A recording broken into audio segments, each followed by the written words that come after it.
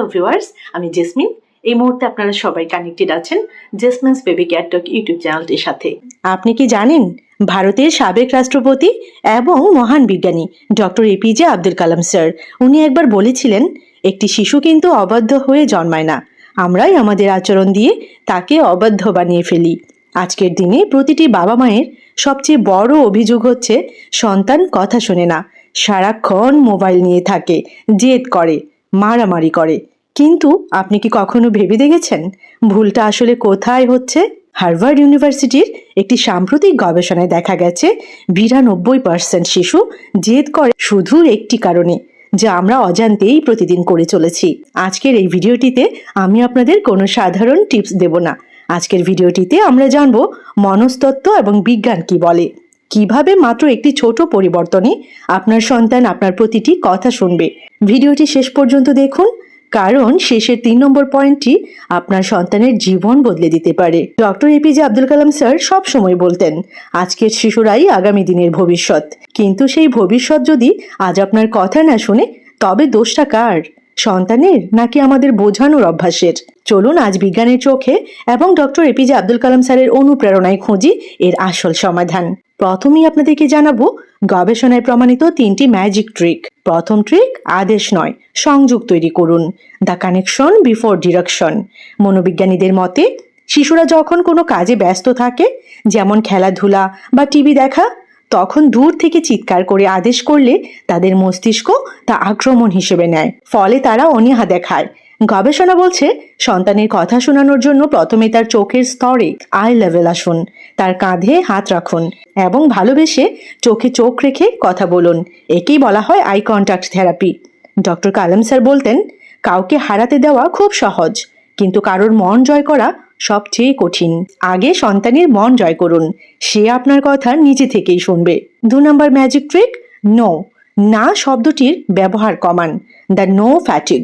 আমরা সারাদিন সন্তানকে শুধু এটা বলি, এটা করো না, ওখানে যেও না, মোবাইল ধরো না।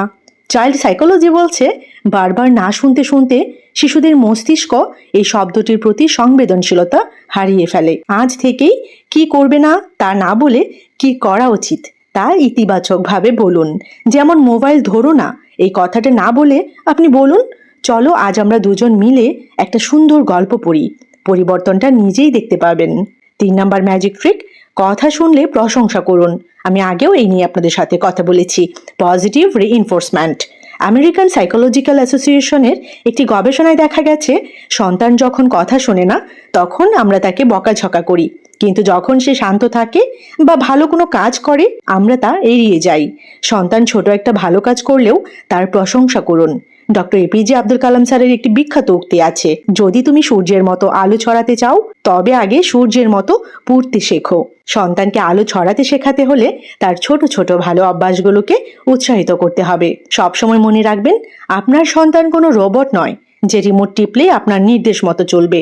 সে একজন মানুষ যার নিজস্ব একটা মন আছে। ডক্টর এপিজে আব্দুল কালাম স্যারের সেই অমর বাণীটি আজ আমি আপনাদেরকে মনে করিয়ে দিতে চাই। সন্তানদের এমনভাবে বড় করে তুলুন যেন তারা আপনার ভয়ে নয়, বরং আপনার প্রতি শ্রদ্ধায় মাথা নত করে। আজ থেকেই চিৎকার করা বন্ধ করুন। সন্তানকে সময় দিন, তার বন্ধু হন। দেখবেন যে সন্তান আজ কথা শুনছে না, সেই একদিন আপনার নাম উজ্জ্বল করবে। আপনার সন্তানের কোন অভ্যাসটি আপনার সবচেয়ে বেশি চিন্তার কারণ? কমেন্ট করে আমাকে লিখে জানাবেন। এই সেগমেন্টে আরও একটি ইন্টারেস্টিং বিষয় আপনাদের সাথে আমি শেয়ার করব। আপনার সন্তান কি সামান্য কারণে রেগে গিয়ে অন্য বাচ্চাদের গায়ে হাত তুলছে, বা তার ছোট ভাই বোন বা বড় ভাই বোন তাদের গায়ে হাত তুলছে? মুখে মুখে এমন সব বাজে কথা বা আচরণ করছে যা শুনে আপনার নিজেরই লজ্জায় মাথা কাটা যাচ্ছে। আপনি হয়তো বকা দিচ্ছেন, মারছেন, তাও কোনো কাজ হচ্ছে না।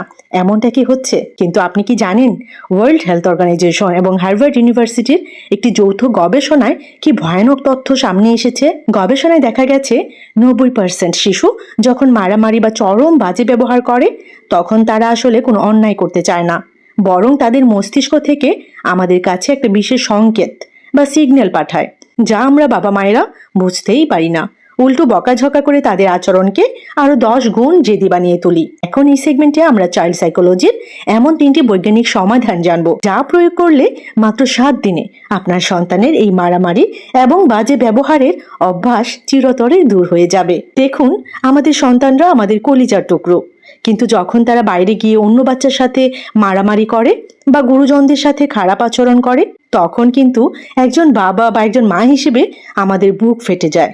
আমরা ভাবি আমাদের সন্তান নষ্ট হয়ে যাচ্ছে, কিন্তু বিজ্ঞান বলছে ভুলটা সন্তানের নয়, ভুলটা লুকিয়ে আছে তাদের রাগ নিয়ন্ত্রণের পদ্ধতিতে।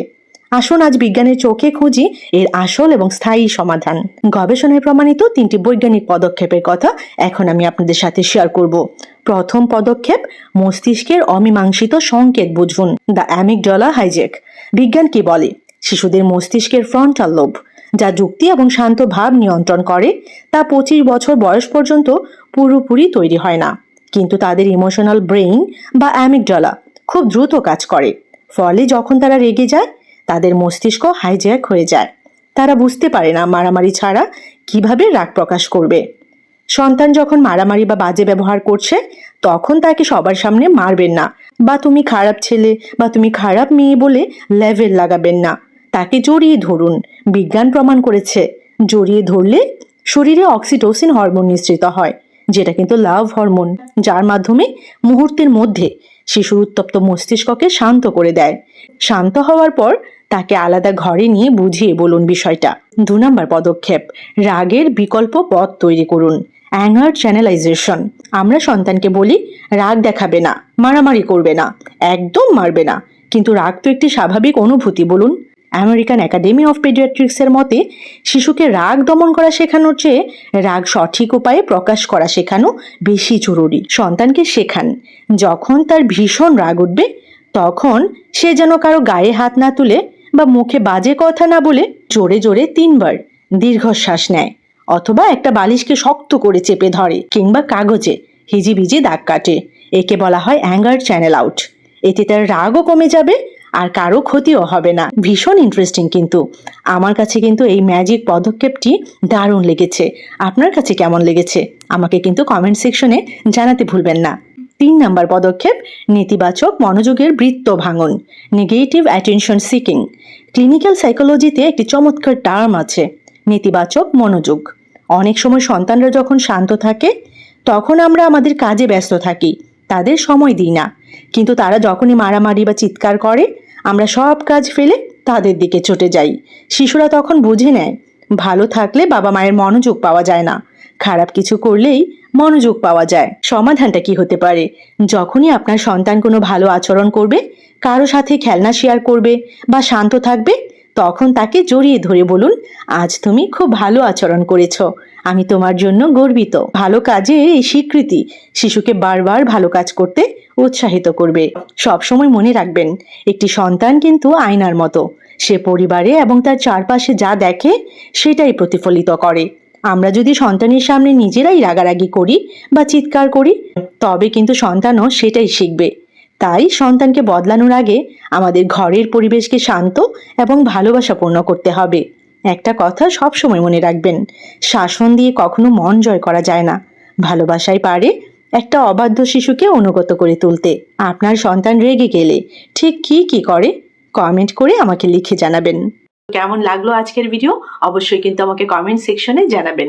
আর এরকম ছোট বড় আরো অনেক ইনফরমেটিভ ভিডিওস পেতে এই চ্যানেলের সাথে কানেক্টেড থাকবেন। Jasmine's baby cat talk YouTube channel. সবাইকে অসংখ্য ধন্যবাদ জানাচ্ছি যারা শেষ পর্যন্ত ভিডিওটি দেখেছেন। তো সবাই ভালো থাকবেন, বাচ্চাদেরকে ভালো রাখবেন। আল্লাহ হাফিজ।